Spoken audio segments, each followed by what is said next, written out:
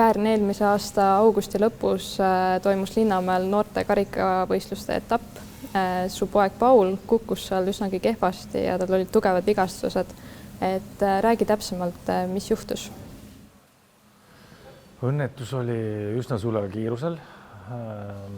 Poodiumieelsel hüppel või poodiumi hüppel siis arvatavasti täpselt ei tea. Tõenäoliselt läks vastu käigukangi ja läks väiksem käik sisse kogemata, mis oleks pidanud ja ta ei suutnud õhus siis seda masinat korrektselt korrigeerida niimoodi, et tulemuseks oli see, et maandumine oli esirattal ja siis üle lenksu peaga vastu maad. Ja löök oli nii tugev, et ta kaotas sellest teadvuse kohe.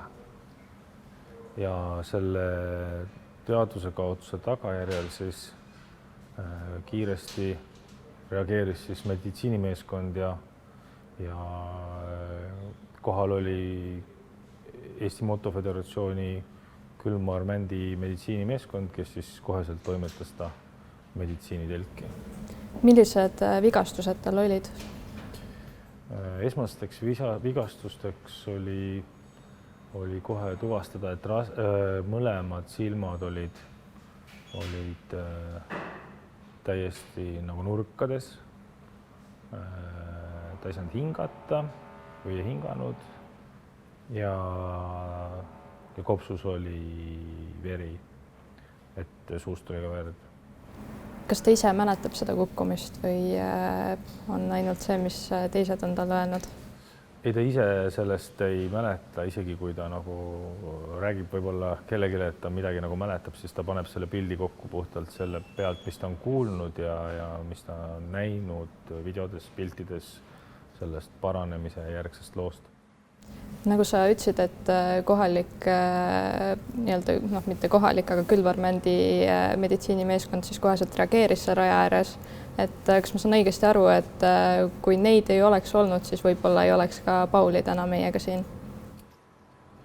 See õnnetus oli väga tõsine.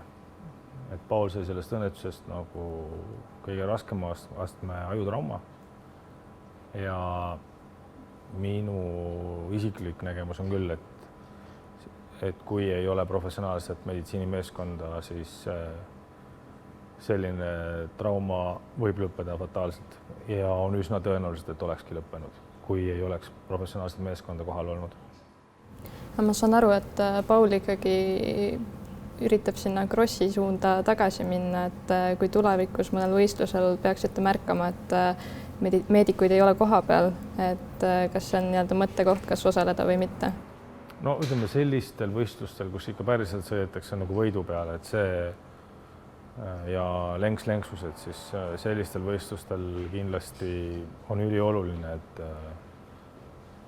need õnnetused võivad väga kergesti tekkida ka tahtmatult või ütleme mitte sõitjast endast olenevalt.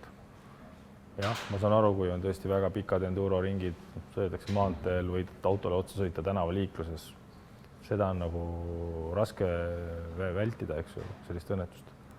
Aga kui on võistlused rajal ja lenks-lenksus, siis ja tahetakse tõesti ikkagi võidu sõita, siis peaks kindlasti adekvaatne meditsiinimeeskond kohal olema, et ka väiksemal, ütleme, mitte nii suurel kiirusel kukkumine väga soodsatesse tingimustesse või juhuste kokkulangemisel peaga otse vastu suurt kivi, et siis see hoog ei peagi väga suur olema, et trauma oleks eluohtlik.